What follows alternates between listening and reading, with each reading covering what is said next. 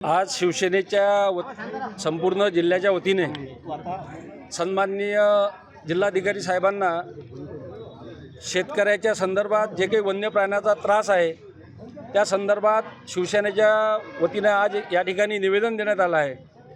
कारण संपूर्ण जिल्ह्याचा जर विचार आपण करतो आहे तर शेतकऱ्याला आज मरण यातना या वन्य प्राण्यामुळे भोगावं लागत आहे। तो दिवसभर शेतीत राबतो व संध्याकाळी त्यांना या वन्य प्राण्याच्या सोकारीसाठी रात्रभर शेतात काढावे लागतात।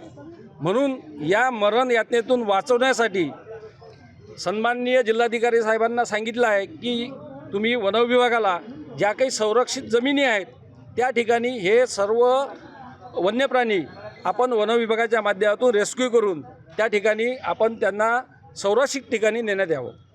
हाच मुद्दा घेऊन आम्ही या ठिकाणी आज संपूर्ण जिल्ह्यातील आमचे तिन्ही जिल्हा प्रमुख सन्माननीय आमचे शांभाऊ देशमुख असतील आणि सर्व पदाधिकारी या ठिकाणी आज साहेबांना निवेदन देण्याकरता आलो होतो।